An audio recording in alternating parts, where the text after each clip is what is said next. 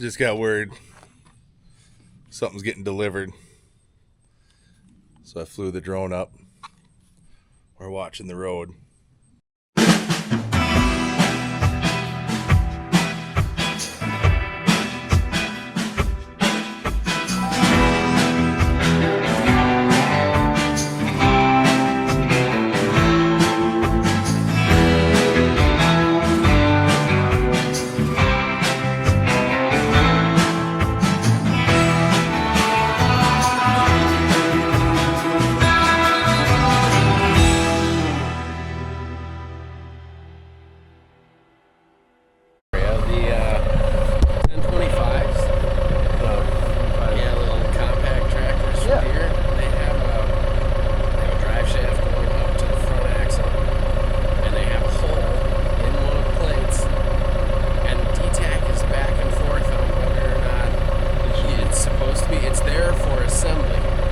Not for possible grease.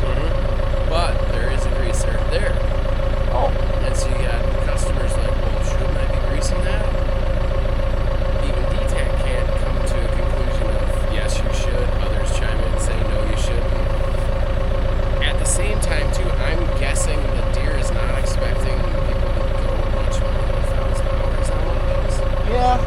So, because you got to figure, you're going to put maybe 10 hours a summer of just random stupid shit.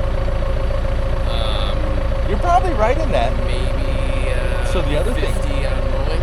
if you have a straight U-joint where there's no flex to it, Right. that thing will not need grease because it should be centered in a line. Right. So in that case, you shouldn't. But if you have a tilt in the U-joint, Yeah. Then you're actually going to turn stuff. the bearings will actually start rotating, and that's when you need grease. So, I still like grease. as you can see, somebody else liked grease here. Yeah, a lot of it. Yeah, so we bought a Take off. Home point up. 6-basket Pottinger tedder, and we convinced our good buddy Jake, the sales guy, to come out and give us a demo of it. Boy, that's a swath. That is a swath if I've ever seen one.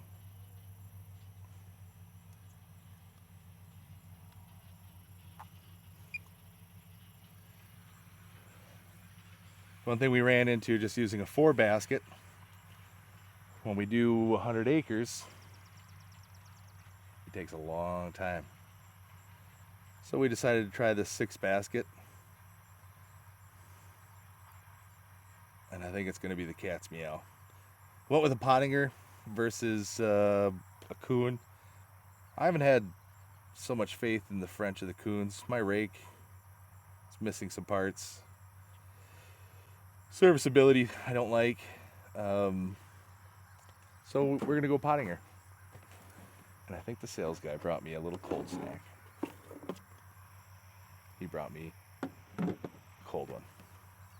So we just knocked out 70 acres? 65. Yeah, 60. Cody's still in the field. He's finishing up a little spot. It's probably the roughest spot. I met Jake. His name's Jake. Jake the salesman. We love him.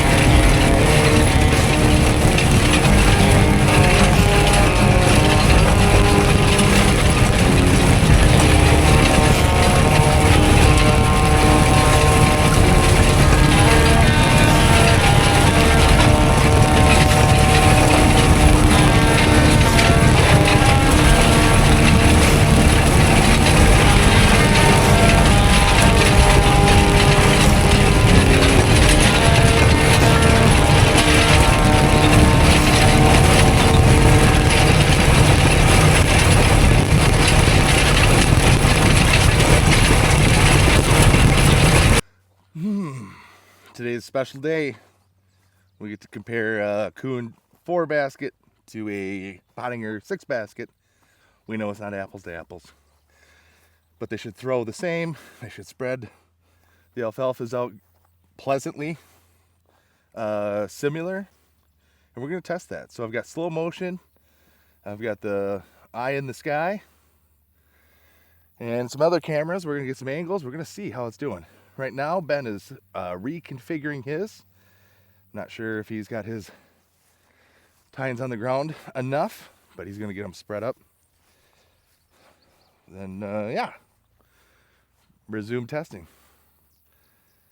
We got a nice I don't even remember the model number. The John Deere salesman got us. And Ben got a brand new Kuhn earlier this year. So we're just kind of seeing what we got to compare here. All right, right off the bat, we noticed here, you can see the snake-like roll through the teeth. It picks, throws, spreads, and it pulls it apart. You can technically see just how it's pulling it apart while it sends it out the back.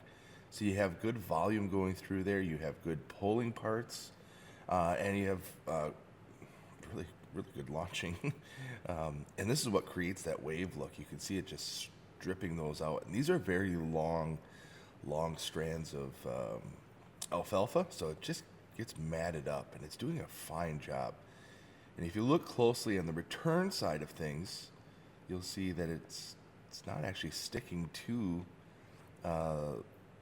the teeth, the pickup teeth. It's actually dispersing it just fine.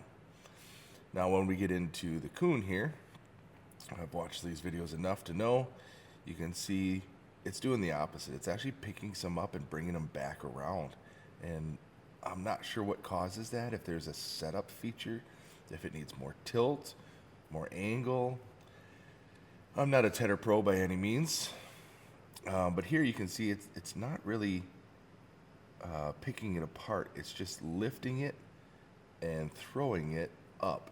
So maybe this is better on your leaf retention. I'm not 100% sure. Again, I'm not a scientist, but you could definitely tell the difference here with how it's picking it and throwing it. It's not separating it. It's not loosening it up very much. Matter of fact, you get some clumps. Like right there was a clump, which is fine. It just doesn't seem like it's doing the same job that the Pottinger is. If we look here, you can see that the Kuhn doesn't quite evenly spread it. It leaves little gaps everywhere. Now the Pottinger is too, and I think that has to do with where he's tedding. If you look at the left side, he's retedding some stuff because it's not wide enough. Now this view here is a great view because you can see how much it's throwing and how consistent it is at throwing it. Again, I like the Pottinger look, whether or not the leaf retention is bothered by it versus the Kuhn here, where the Kuhn, it's more of a subtle throw. Maybe it's 6 to 7 feet behind it, where the Pottinger is 10 feet, 12 feet behind it, it's throwing. Either way, they're both going to dry. What the dry down is, I'm not sure. We're going to test here the days coming. We'll bring the old bucket down and give her a test to see if there is a difference.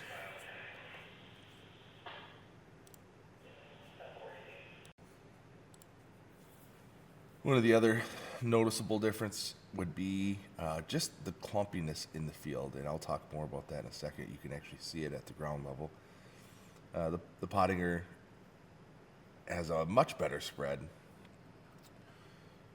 where the Kuhn, it's picking it up, but it's not dispersing it evenly, so you get these little clumps in there. And here, if you look closely, that look like they're doing a really good job together, but it's almost hard to tell when they're above. Here we'll see the wave at the zenith point. Here we go.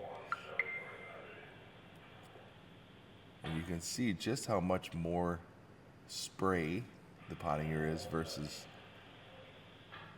you can see how much more spray the Pottinger is versus the Kuhn.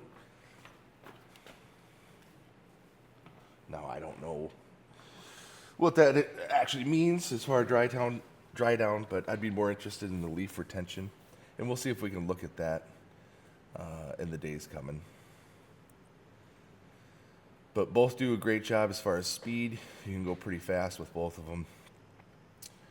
This row here is a 1411 mow, so it's 10.6 foot cut. Cody's got it narrowed up just a hair.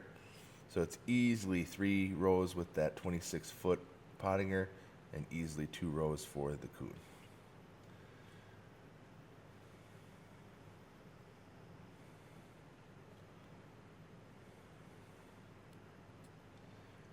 And the final view here, we'll be able to see at the ground level the tossing. If you guys didn't know, it's very buggy down here where we're at because we're next to a river. So we like to bring our bug spray. If we forget it, you're getting eaten alive. All right. So yeah, you can see the little clumps that I was talking about from the Kuhn. They're right in the middle. It clumps it up. There's a little bit in the Pottinger, but it just seems like it spreads it a little bit more. And that could be something to do with the tines on the Kuhn versus the Pottinger, where in the slow motion you can see what it's doing with it.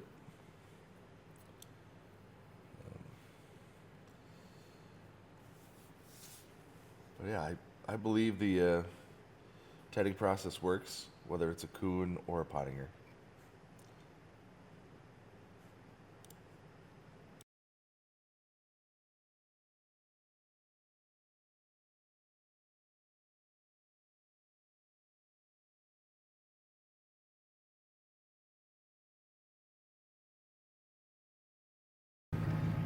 We're gonna go swap some cameras.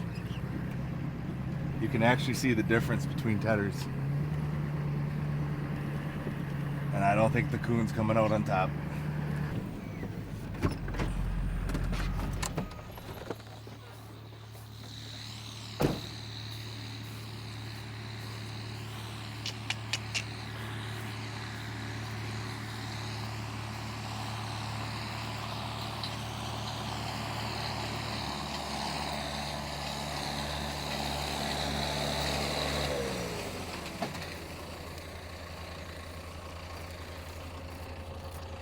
Yeah.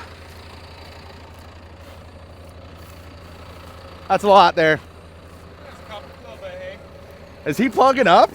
Oh, the PTO keeps shutting off again. Working it too hard. Too much power for the Kirby. Ben, is that snake still on your step? Yeah, I don't want to even touch it. Why? He threw a dead snake on me. I don't know, I got it fully wound up. I'll see if it keeps on there.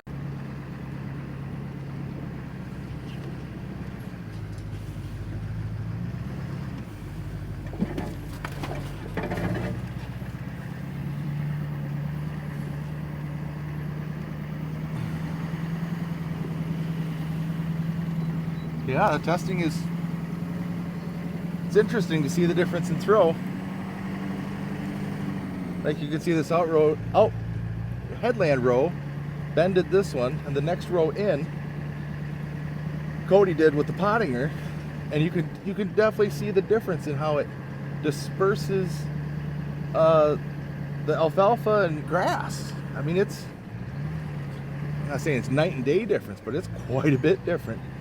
Evenly spread on the ground, and you can see there's holes on the Kuhn side of where, you know, maybe it picked extra up, or I don't know. It's just, it's a simple technology, but boy, there's accuracy in it, which is cool. We're down here today doing a little tedding. We got the new tedder. Oh boy, it's a little rough right here. But we got, don't ask me what the number is, but it's a brand new Pottinger 6 basket. So we compared it to our 4 basket Kuhn to see what the difference is, see what it spreads at, how it looks. And I would say this tedder is quite impressive. That Kuhn does do a good job. I mean, it does what it's made to do. It's spread it, but for whatever reason, I don't know if it's the way they set the angle on these Pottingers or the way the arms are designed. But this one, I mean, it throws it so perfect. It just lays it out flat. I mean, there's no clumps hardly, no bumps.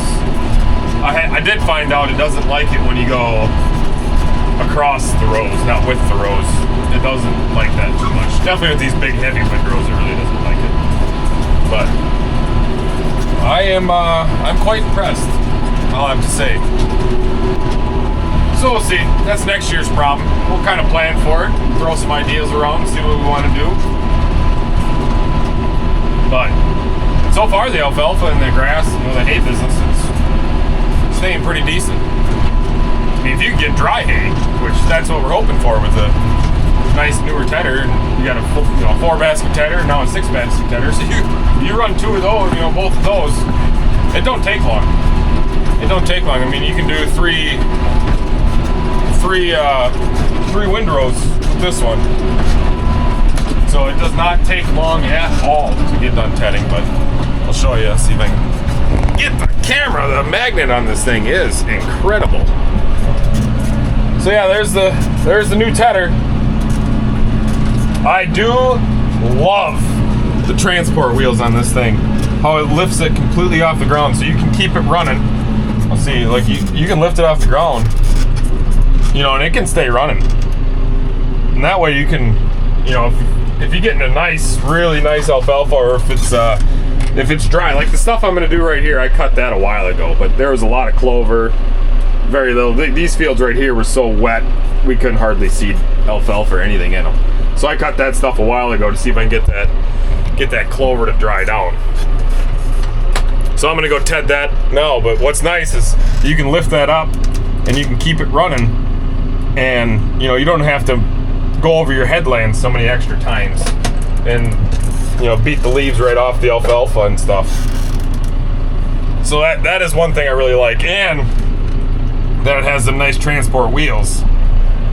So you can lift this thing up, put it in transport mode, and like right here, this is about 20 miles away from my place and everybody else's place. So, that's an hour drive in a tractor where, you can hook this right to a pickup and pull it down the road. Or it does fit on Brett's gooseneck. You can put the tractor and tedder right on the gooseneck, and saves you a little bit of road time on the tractor, saves you a couple hours, putting a bunch of hours on your tractors. Tires, we all know tires ain't cheap. They don't give them away. Even the Linglongs, they're still expensive, and nobody likes changing tires. That stinks. But yeah, we'll go walk around this thing before I get to the next field here, because then I gotta switch tractors and go cut some more hay.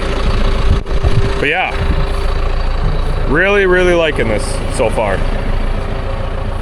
But see how these have this sharp angle to them like that. I mean, this thing, it just throws the hay right in the air. I mean, it does just a beautiful job tedding and spreading it out. I don't know if you can tell on the camera if it's obvious or not, but it does such a nice job. And there's a lot more adjustments on this thing than there is on the Kuhn. Where the Kuhn, you just got the screw or big long adjustment in the bolt, so you can do your tilt up and down. But this one, you can adjust all the wheels. I think you can adjust the tilt. This is my first day running it, so yeah, you got the tilt there. You can adjust the wheels, how high and low, if you want them jacked all the way up or all the way down, so yeah. So we got some oil or grease. I don't know if it's over greased or we'll run it. So yeah, it's pretty exciting. This field is pretty thick, but this has got a lot of grass. This is a really good mixture, actually. You got clover in here, which we didn't plant. It was just volunteer clover. We got clover, alfalfa, grass. So it's a really nice mixture. It's just when you get that clover, that clover is a hard one to dry. I mean, I think it makes really good feed, and people do like it, because it must have really good protein and stuff in it. But it is hard to dry. But this stuff is so big. I don't know if you can tell, but look at this. I mean, I mean, that can be pretty difficult to ted. You know, it just locks it all together, but I mean, look how big this alfalfa is. Look at this.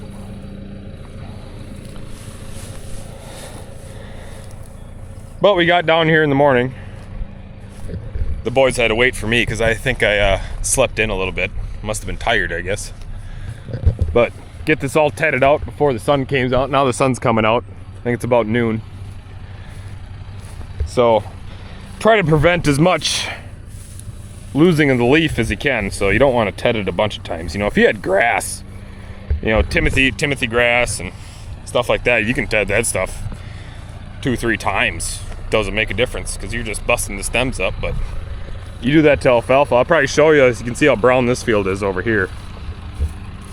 When we get tedding that, you'll see all the leaves on the top that is just brown. Yeah, that stuff will be straw by the time we're done. So we might try some different things, you know, slow down the RPMs, maybe speed up a little bit. See, look at this. It's just, this stuff is so big and tall, it just locks together. I mean, look at all the stem. That's the unfortunate part of this stuff. It should have been cut a while ago. I mean, look how long this is. This stuff has got to be, I don't know if you can tell, we were dripping, but of course, you know, this piece of steel wasn't completely straight, so had a heck of a gap to fill in here. But look at that. I'm pretty proud of myself on that one. We'll just do a couple more big ones. Might flip it over, do a couple on the back side. Still got to do the ends. Whew. Throw some paint on her and tighten the bolts down. Should be good to go. Oh man, I'm hot. We're sweating. But they're not the straightest. They're actually pretty straight in line wise, but the tilt of them, 2 of them are alright, one's just a hair bit off, but should work. Should be just fine. We can't be perfect or else people are gonna want to hire me to do these full time. No, thank you. Nope, but we'll let the welder cool down a little bit, let myself cool down, get some water, and get this finished up. Call her a day. It's Sunday today. You shouldn't be doing this stuff on Sunday, but I did wait till about 1 o'clock this afternoon, the hottest part of the day to do this, so it's perfect. 95 degrees. Why wouldn't you go welding in a sweatshirt, leather gloves? Great time for it, guys. The whole Miller-Matic just lays. Cheapest form of weight loss. I'll tell you that. This is Ozempic. The poor man's Ozempic. Just when your badger care kicks in.